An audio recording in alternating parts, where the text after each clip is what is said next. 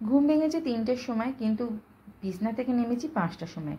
3টের সময় ঘুম ভেঙেলে কী হয়েছে, তোমাদের দাদাভাই তো গেল তর্পণ করতে, গঙ্গায় গেছিলো, আর তারপর আমি শুয়ে পড়েছি। আর ঘুম মানে উঠতে ইচ্ছা করছিল না। 5টার সময় মাটিতে পা রেখে একদম প্রপার উঠে চান টান করে কোনোরকমভাবে পুজোটা দিয়ে দিলাম, ফুল ছাড়াই।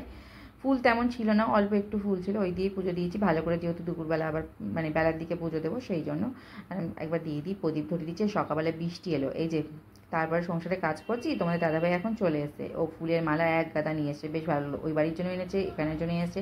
এখানে তারা মায়ের ফটোতে একটুখানি মালা পরিয়ে দিচ্ছে, দেখতেই পাচ্ছ মালা পরিয়ে দিল।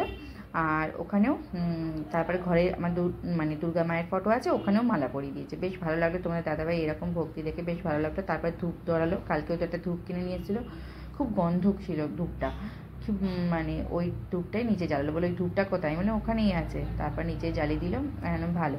ও তর্পণ করে এসে মন একদম শুদ্ধ, বাবার আশীর্বাদে রয়েছে। যাই হোক, এখন ওই বাড়িতে গিয়েও মালা টালা পরাবে, ও অনেকগুলো মালা নিয়ে এসছে, আর কিছুটা দিয়েছে, আর কিছুটা আমি বললাম থাক, আমি পরে আবার পুজো দেবো, তখন আমি আবার দিয়ে দেবো। এখন দুর্গা মাকে মালাটা পরা ছিল, আর এই মালাটা দেখো খুলে খুলে চলে গেছে, এটা আমার কিনেছিলাম, কিন্তু ভালো করে সেট করে, এই যে এই মালাগুলো অনেকগুলো মালা ছিল, সেগুলো আমি ভাবলাম থাক পরে আমি দিয়ে দেবো।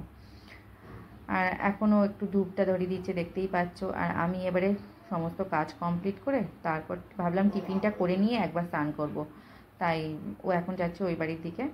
আর আমি ভাবলাম ঘরের কাজগুলো কমপ্লিট করে নিয়ে তারপর টিফিনটা করে নিই, টিফিনটা করে নিয়ে স্নান টান করে তারপর পুজো টুজো দিয়ে তারপর আবার রান্নাবান্না হবে। এই আমার প্ল্যান চলে সকালবেলা উঠে, কি মানে কোন দিকে, এই দেখো তার আমার ফটোটা।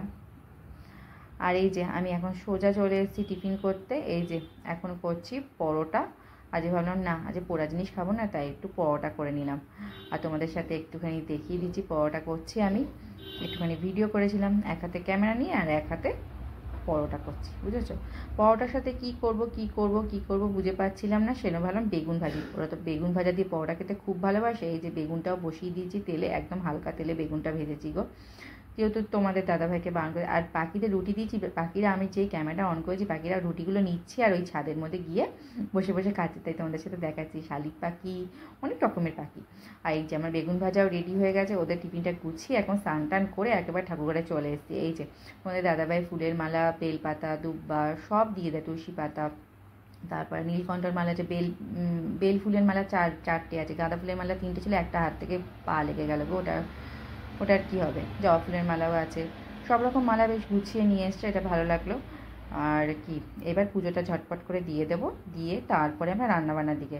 আর সকালবেলা একটা ঘটনা ঘটলো, আমাদের পাড়ায় একজন মারা গেছে, ওখানেও আবার গেছিলাম একটুখানির জন্য, যেন একটু রান্না করতে একটু দেরি হয়ে গেছিলো, প্রায় 2টো পর হয়ে গেছে। তোমার দাদাভাই শ্মশানে গেছিলো, ও এসে দেখেছে রান্না হচ্ছে, তখনও মানে একটু রাগ মতো করেছিল যে এখনও রান্না হয়নি। আমি বলছি আজকে একটুখানি দেরি হয়ে গেছে, এই যে আজকে ডালিয়া করেছি, আজকে ভাত করিনি। তোমার দাদাই বলছে ভাত খাওনি, আজকে না না আজকে অমাবস্যা আছে তাই ডালিয়া খাও। ডালিয়া আর সোয়াবিন, আলু, পটল, কুমড়ো দিয়ে একটা তরকারি করেছি, এখানে ছোলা ডালের বড়া করেছি, আর করেছিলাম কী করেছিলাম, বেগুন ভাজাটা সেই সকালে করেছিলাম, সেটাও আছে। এই যে ডালিয়া আমার হয়ে গেছে, আর এখানেই ব্লগটাকে শেষ করলাম।